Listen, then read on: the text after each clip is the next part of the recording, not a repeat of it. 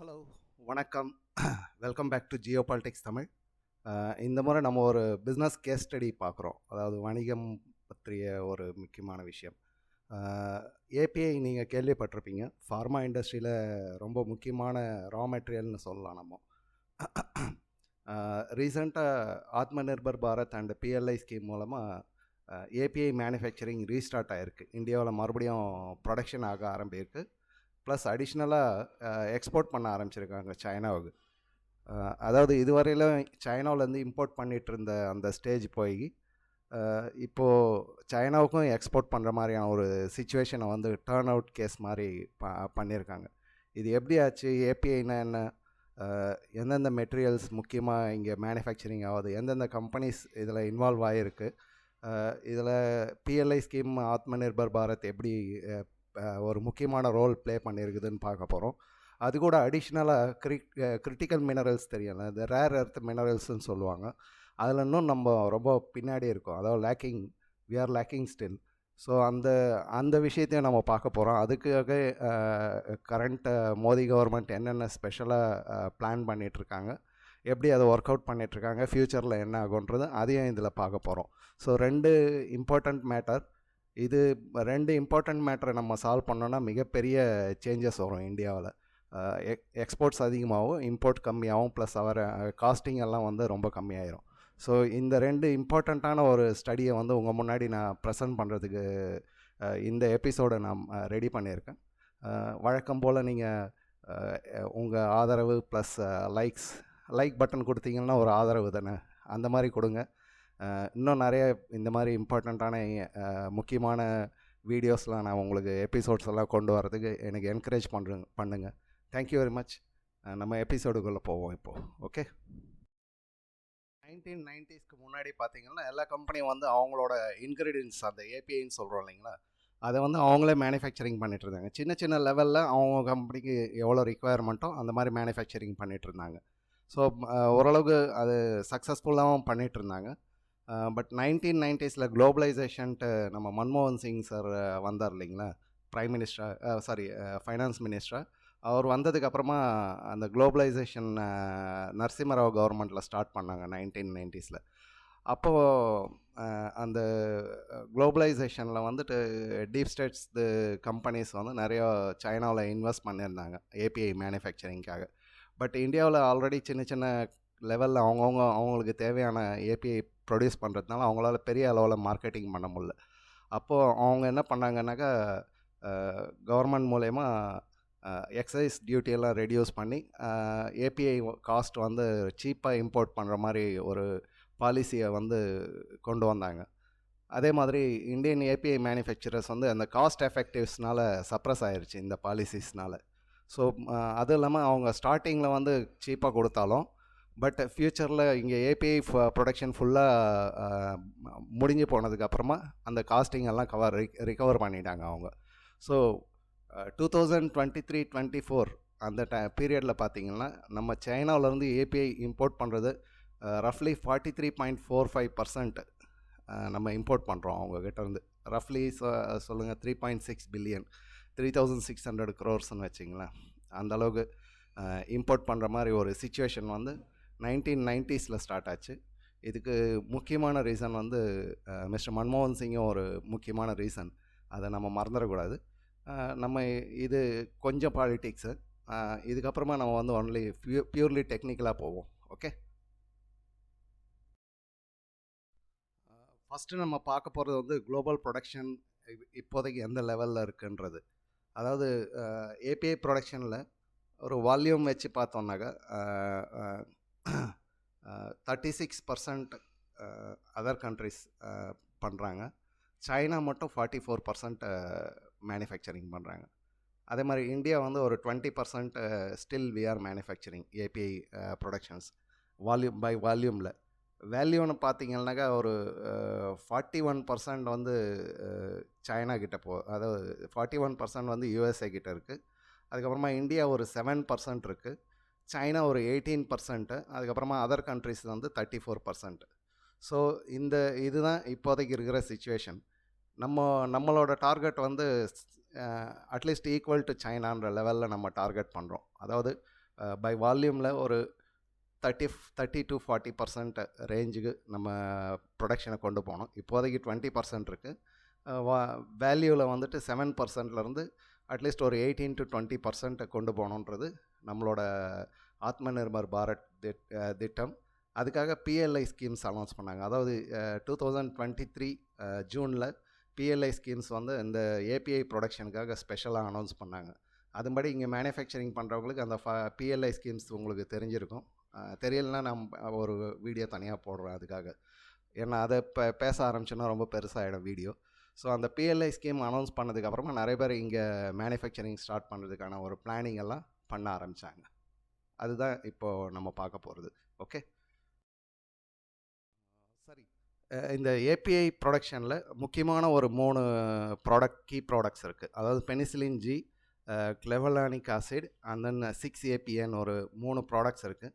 இதெல்லாம் பேசிக்கலாக நம்ம அந்த மோஸ்ட் ஆஃப் த மெடிசன்ஸில் வந்து இது ஒரு முக்கியமான இன்க்ரீடியண்ட்டு. ஸோ நம்ம ரிக்குவயர்மெண்ட் வந்துட்டு டோட்டலாக பென்சிலின் ஜியில் பார்த்திங்கன்னா அரௌண்ட் 2066 crore. இதுலேருந்து 1591 crore சைனாவிலேருந்து மட்டும் இம்போர்ட் பண்ணுறோம். அதாவது ஆல்மோஸ்ட் 77% சைனாவிலேருந்து இம்போர்ட் ஆகுது.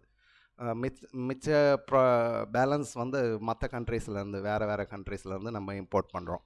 அதே மாதிரி கிளாவலினிக் ஆசிட் பார்த்திங்கன்னா அரௌண்டு 517 crore ரஃப்லி இம்போர்ட் ஆகுது. இதுலேருந்து 441 crore சைனாவிலேருந்து வருது. அதாவது 85.3% சைனாவிலேருந்து இம்போர்ட் பண்ணுறோம். இந்த 6-APA அப்படின்ற இதில் வந்து ஒரு மல்டிபிள் ப்ராடக்ட்ஸ், இதில் ஒரு சில ப்ராடக்ட்ஸ் எல்லாம் இருக்குது. ஸோ அது ரஃப்லி 3490 crore நம்ம இம்போர்ட் பண்ணுறோம். அதுலேருந்து 3283 crore சைனாவில் மட்டும் அரௌண்டு 94% சைனாவிலேருந்து இம்போர்ட் பண்ணுறோம். ஸோ இந்த இம்போர்ட்டு தான் மெயின் டார்கெட். இப்போதைக்கு நம்ம புதுசாக ப்ரொடக்ஷன் ஸ்டார்ட் பண்ணியிருக்கிறது வந்து பென்சிலின் ஜிலையும் கிளவலானிக் ஆசிடும். 6-APA இன்னும் ப்ராஜெக்ட் ஒர்க் ஆகிட்டுருக்கு. ஸோ அதையும் நம்ம பின்னாடி பார்க்க போகிறோம். ஸோ இதுதான் இன்றைக்கி 2024 இருக்கிற ஸ்டாட்டிஸ்டிக்ஸ். ஓகே,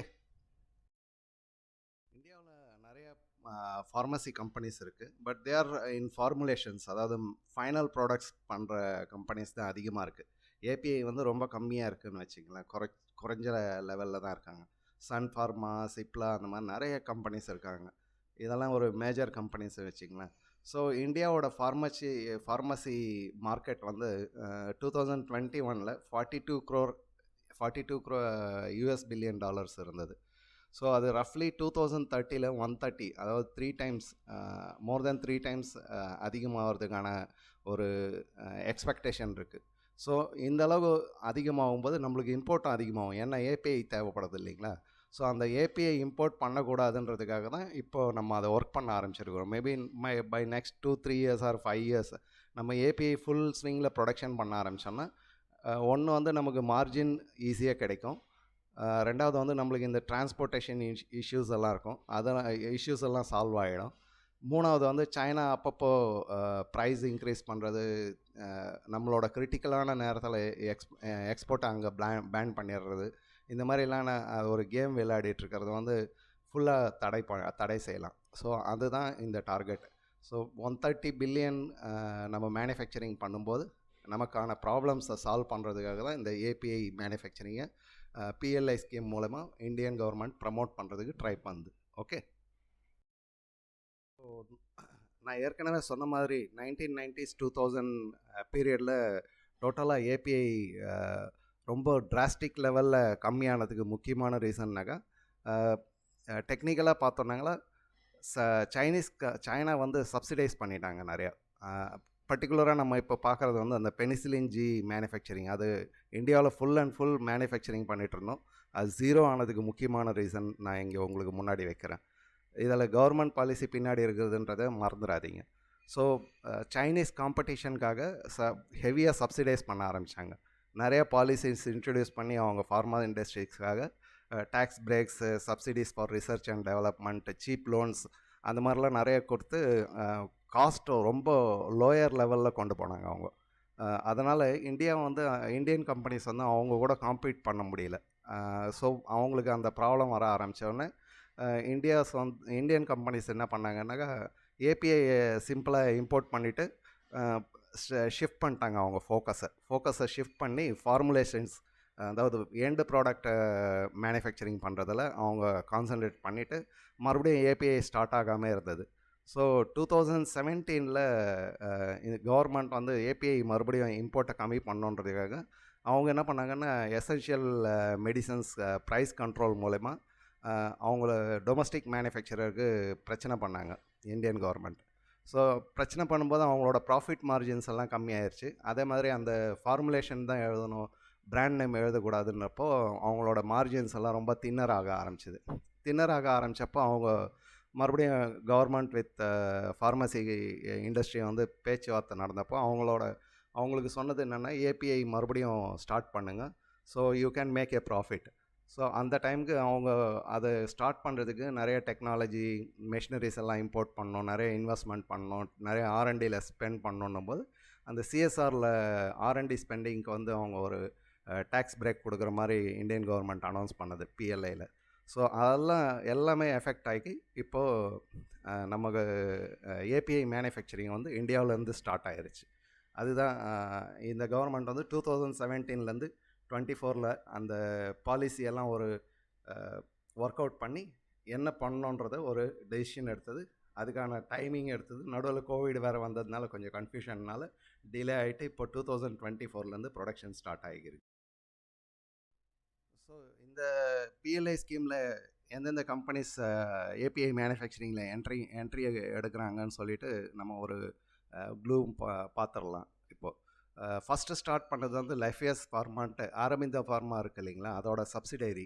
அவங்க வந்து காக்கிநாடா ஆந்திர பிரதேஷில் பென்சிலின் ஜி 15,000 மெட்ரிக் டன், அதாவது இப்போதைக்கு 100 டன் இம்போர்ட் பண்ணுறோன்னாக்கா ஒரு 50 டன் நம்ம வந்து மேனுஃபேக்சரிங் பண்ணுற மாதிரியான ஒரு கெப்பாசிட்டியோட 50% கெப்பாசிட்டியோடு இவங்க ஸ்டார்ட் பண்ணிட்டாங்க ஆல்மோஸ்ட்.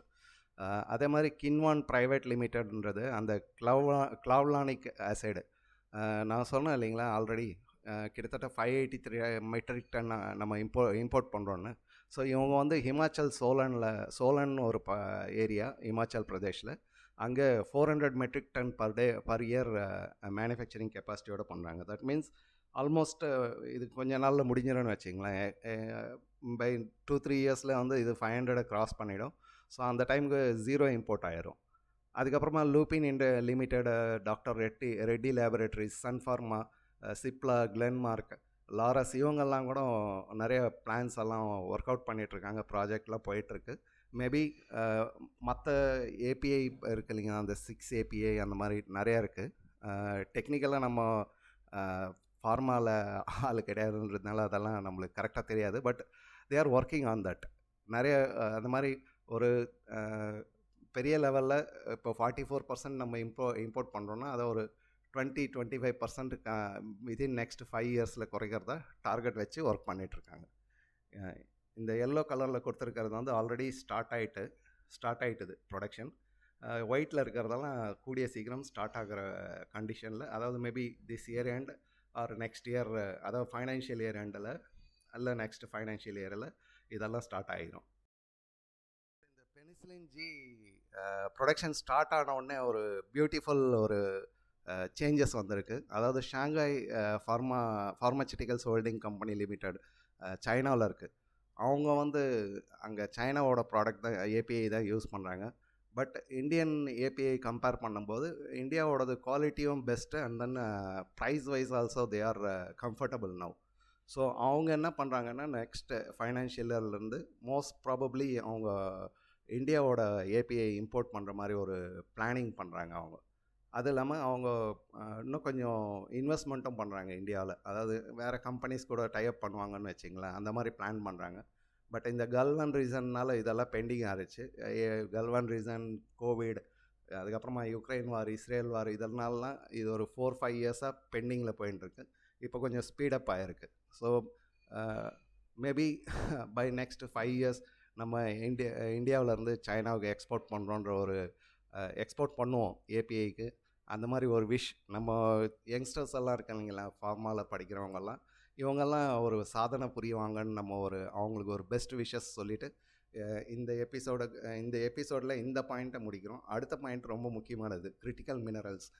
இதில் நம்ம ரொம்ப பெரிய லேக்கிங்கில் இருக்கிறோம். அதுக்கான ரீசன்ஸை நம்ம பார்க்கலாம். ஓகே, நம்ம இந்த விஷயத்தை பார்க்குறதுக்கு முன்னாடி what is mean by critical minerals அது நம்ம கொஞ்சம் தெரிஞ்சுக்கணும். நம்ம ரேர் எர்த் மினரல்ஸ் கேள்விப்பட்டிருப்பீங்க நீங்கள். இந்த ரேர் எர்த் மினரல்ஸ் வந்து மோஸ்ட்லி வேர்ல்டு வைடு ரொம்ப கம்மியாக தான் கிடைக்குது. அதில் சைனாவோட டாமினேஷன் ரொம்ப அதிகம், எல்லாருக்குமே இது தெரிஞ்ச விஷயம். ஸோ நம்ம அந்த ரேர் எர்த் மினரல்ஸ் வந்து அது மேலே ரொம்ப டிபெண்ட் ஆகிருக்கோம். இப்போது சோலார் பவராக இருக்கட்டும், ஆட்டோமொபைல்ஸாக இருக்கட்டும், இல்லை வேறு ஸ்பேஸ் டெக்னாலஜியாக இருக்கட்டும், எல்லா டெக்னாலஜிஸ்லையும் வந்து இந்த ரேர் எர்த் மினரல்ஸ் வந்து இவி வெஹிக்கிள்ஸு எல்லாத்துலேயுமே இதோட ஒரு இம்பார்ட்டண்ட் ரோல் ப்ளே பண்ணுது. ஸோ நம்ம எக்கனாமி டெவலப் ஆகிறதுக்கும் ஈவன் நேஷ்னல் செக்யூரிட்டி, அதாவது டிஃபென்ஸ் எக்யூப்மெண்ட்ஸ் எல்லாம் பண்ணுறதுக்கும் இந்த ரேர் எர்த் மினரல்ஸ் தேவைப்படுறதுனால இதோட சப்ளை வந்து ரொம்ப வல்னரபுளாக இருக்குது. அடிக்கடி டிஸ்ட்ரப்ஷன் ஆகுது. இப்போ ஃபார் எக்ஸாம்பிள் சைனா எப்போ நினச்சாலும் வந்து நிறுத்திடலாம். ஸோ அது நிறுத்திட்டால் நம்ம என்ன பண்ண முடியும்? வேறு அதுக்கு ஈக்குவலான மேனுஃபேக்சரரும் இல்லைன்ற சுச்சுவேஷனில் நம்ம வந்து அவங்க மேலே டிபெண்ட் ஆகி அவங்க சொல்கிறத கேட்கணுன்ற லெவலுக்கு கொண்டு வந்து வச்சுருக்காங்க. ஸோ இதெல்லாம் லாஸ்ட்டு 30-40 இயர்ஸாக நடந்துகிட்ருக்கிற ஒரு Jio political game, Jio economics game. So India இப்போ அதுலேயும் ஒர்க் பண்ணுறதுக்கான பிளானிங் எல்லாம் ஸ்டார்ட் பண்ணிட்டாங்க. இப்போதைக்கு நம்ம ரேர் எர்த் மினரல்ஸில் வந்து எக்ஸ்போர்ட் பார்த்திங்கன்னா அந்த ப்ளூ கலரில் இருக்கிறது வந்து எக்ஸ்போர்ட், நம்ம சைட்லேருந்து இந்தியாவிலேருந்து மற்ற கண்ட்ரீஸ்க்கு எக்ஸ்போர்ட் பண்ணுறது. இம்போர்ட் பார்த்திங்கன்னா ரெட் கலரில் இருக்கிற அந்த லைன்ஸ். ஸோ நம்ம இப்போது கிட்டத்தட்ட $8 பில்லியன் லெவலுக்கு நம்ம இம்போர்ட் பண்ணிகிட்ருக்கோம் 2023-24க்கு. இதில் முக்கியமானதுன்னு பார்த்திங்கன்னா லித்தியம், கிராஃபைட்டு. லித்தியம் வந்து 100% Russia, China, Chile, Ireland, Belgium இவங்கக்கிட்ட தான் இருக்குது டோட்டலாக. ஸோ நமக்கு ரஷ்யா வந்து மோஸ்ட்லி எக்ஸ்போர்ட் பண்ணுறதில்ல, அவங்களுக்கே ஃபுல்லாக யூட்டிலைஸ் ஆகிறதுனால மேக்ஸிமம் நம்ம சைனா மேலே ரொம்ப டிபெண்ட் ஆகிருக்கோம். இதில் லித்தியம் பேட்ரிஸ் எல்லாம் யூஸ் பண்ணுறாங்க, உங்களுக்கு தெரிஞ்சிருக்கும். அதே மாதிரி கிராஃபைட்டும் China, Madagascar, Mozambique, Vietnam, Tanzania. But இந்த மற்ற கண்ட்ரீஸ்லாம் வந்து மைனிங் இருக்க தவிர அதை ரீஃபைன் பண்ணுற ஃபெசிலிட்டிஸ் வந்து அதிகமாக இல்லை. அந்த ரீஃபைன் பண்ணி அதை ஒரு ப்ராடக்டில் யூஸ் பண்ணுற லெவலுக்கு ரெடி பண்ணுற அளவுக்கு டெக்னாலஜியும் அந்த ஃபெசிலிட்டிஸும் வந்து சைனாவில் தான் இருக்குதுன்றதுனால மோஸ்ட்லி வேர்ல்டு ஃபுல்லாக வந்து சைனா மேலே டிபெண்ட் ஆகிருக்கிறாங்க. ஸோ நம்ம இப்போ அந்த கிரிட்டிக்கல் மினரல்ஸ்க்காக நம்ம என்ன பண்ணுறோன்னாக்கா வெளிநாட்டில் இந்த மைனிங் எல்லாம் இருக்குது இல்லைங்களா, அதெல்லாம் நம்ம அக்வயர் பண்ணுறதுக்கு ஆரம்பிச்சிருக்கோம். நீங்கள் கேள்விப்பட்டிருப்பீங்க, அதானி குரூப் கொஞ்சம் மினரல்ஸ் எல்லாம் அங்கங்கே அக்வயர் பண்ண ஆரம்பிச்சிருந்தார். ஈவன் ஸ்டெர்லைட்டு, வேதாந்தா குரூப், அந்த மாதிரி இவங்கெல்லாம் வெளியே கண்ட்ரியில் போயிட்டு அதை அக்வயர் பண்ணுறாங்க, அந்த மைனிங் எல்லாம். அதே மாதிரி ப்ராசஸிங் ஃபெசிலிட்டிஸை இங்கே உருவாக்கிட்டு இருக்காங்க. ப்ளஸ் டெவலப்பிங் சப்ளை செயின்ஸை வந்து டெவலப் பண்ணிகிட்ருக்காங்க. அதாவது இங்கே மேனுஃபேக்சரிங் ஆகிட்டால் இந்தியா ஃபுல்லாக சப்ளை பண்ணுறதோ இல்லை வேறு கண்ட்ரீஸ்க்கு எக்ஸ்போர்ட் பண்ணுறதோ, அந்த மாதிரி ஒரு சப்ளை செயின்காக போர்ட்ஸு, இன்ஃப்ராஸ்ட்ரக்சர் அதெல்லாம் ரெடி ஆகிட்டுருக்கு. மேபி நெக்ஸ்ட் 5 இயர்ஸ் 10 இயர்ஸ் டைமில் நம்ம இந்த ஃபீல்டுலேயும் வந்து டாப்பில் வருவோன்றது முக்கியமான விஷயம், நம்ம தெரிஞ்சிக்க வேண்டிய விஷயம். அதாவது ரேர் எர்த் எலிமெண்ட்ஸில் கீ கிரிட்டிக்கல் மினரல்ஸ்ன்னு சொல்லுவாங்க. கீ கிரிட்டிக்கல் மினரல்ஸ்ன்றது ஒரு கண்ட்ரிக்கும் டிஃபர் ஆகும். இப்போ சப்போஸ் ஜப்பான் எடுத்து பார்த்திங்கன்னா அவங்களுக்கு ஒரு 54 டைப் ஆஃப் கிரிட்டிக்கல் மினரல்ஸ் அவங்க லிஸ்ட் அவுட் பண்ணியிருக்காங்க. வேறு கண்ட்ரி அந்த மாதிரி ஒரு கண்ட்ரிஸும் அவங்கக்கிட்ட கிடைக்கிற மினரல்ஸ் என்ன இருக்குது, இல்லை அவங்க யார் மேலே டிபெண்ட் ஆகிருக்காங்க, அதோட சப்ளை செயின் எப்படி இருக்குது, அதோட ப்ராசஸிங் ஃபெசிலிட்டிஸ், குவாலிட்டி, அந்த மாதிரி வெவ்வேறு ஃபேக்டர்ஸ் பேசிஸில் அவங்களுக்கான ஒரு கீ முக்கியமான கிரிட்டிக்கல் மினரல்ஸ் எதுன்றதை ஒரு லிஸ்ட் அவுட் பண்ணி வச்சுருந்தாங்க. அதுபடி அவங்க வந்து அந்த மினரல்ஸை வந்து ஸ்டாக் வைக்கிறதோ இல்லை அட்வான்ஸில் புக் பண்ணுறதோ அந்த மாதிரிலாம் அவங்க அந்த ஆக்டிவிட்டீஸில் நடந்துகிட்டே இருக்கும். ஸோ நம்ம இந்தியா வந்து ஃபஸ்ட் டைமாக 2023 ஜூனில் தான் ஃபஸ்ட் டைமாக நம்ம அந்த ஒரு லிஸ்ட்டை ப்ரிப்பேர் பண்ணோம். அதுபடி ஒரு 30 கிரிட்டிக்கல் மினரல்ஸ் வந்து நம்ம ஐடென்டிஃபை இருக்கோம். அந்த சைடில் நான் உங்களுக்கு அந்த சார்ட் கொடுத்துருக்குறேன். உங்களுக்கு இன்ட்ரெஸ்ட் இருந்தால் அதை நீங்கள் பார்த்துக்கலாம். ஏன்னா அதெல்லாம் ப்ரொனவுன்ஸ் பண்ணுறது கொஞ்சம் கஷ்டம். அதாவது இது வந்து டெக்னிக்கலான விஷயன்றதுனால அதிகமாக மினரல்ஸ் பற்றி தெரிஞ்சவங்க தான் இதெல்லாம் புரிஞ்சிக்க முடியும். ஸோ இந்த 30 கீ கிரிட்டிக்கல் மினரல்ஸ்க்காக தான் நம்ம இப்போது ஒரு வார் ஸ்டார்ட் பண்ணியிருக்கோம். இதை வந்து மேக்ஸிமம் நம்ம இந்தியாவில் ப்ராசஸிங் பண்ணுற ஃபெசிலிட்டிஸை உருவாக்குறது, ப்ளஸ் அடிஷ்னலாக நம்மக்கிட்ட கிடைக்காத மினரல்ஸை, அதாவது மைனிங்கில் கிடைக்காத மினரல்ஸை வெளிநாட்டில் இப்போது ஆஃப்ரிக்கன் கண்ட்ரீஸில் அபண்டன் மைன்ஸ் எல்லாம் இருக்குது. ஸோ அந்த மைன்ஸ் எல்லாம் அக்வயர் பண்ணுறது, அந்த மாதிரியான ஒரு பிளானிங்கில் நம்ம ஒர்க் பண்ணிகிட்ருக்கோம். ஸோ இப்போதைக்கு இந்தியா எப்படி இதெல்லாம் மேனுஃபேக்சரிங் இந்த கீ கிரிட்டிக்கல் மினரல்ஸ் எல்லாம் எப்படி மேனேஜ் பண்ணிகிட்ருக்கோன்றது நம்ம இப்போ பார்க்க போகிறோம். 2023 சைனா சடனாக ஒரு எக்ஸ்போர்ட் ரெஸ்ட்ரிக்ஷன் போட்டுருங்க, இம்போஸ் பண்ணியிருந்தாங்க. அது இந்தியாவுக்கு தேவைப்படுற கேலியம், ஜெர்மானியம் அந்த மாதிரி ஒரு மெட்டீரியல்ஸ் எல்லாம் சடனாக ஒரு இம்போஸ் பண்ணி ரொம்ப கண்ட்ரோல் பண்ணிட்டாங்க. அதாவது ப்ரைஸிங் இன்க்ரீஸ் பண்ண ஆரம்பித்தாங்க. ஐ திங்க் இதெல்லாம் வந்துட்டு மோஸ்ட்லி இவி வெஹிக்கல்ஸில் அந்த வேறு டிஃபென்ஸ் எக்யூப்மெண்ட்ஸ்லாம் யூஸ் ஆகுதுன்னு நினைக்கிறேன். ஸோ அதனால் நம்ம ரொம்ப பாதிக்கப்பட்டோம் 2023.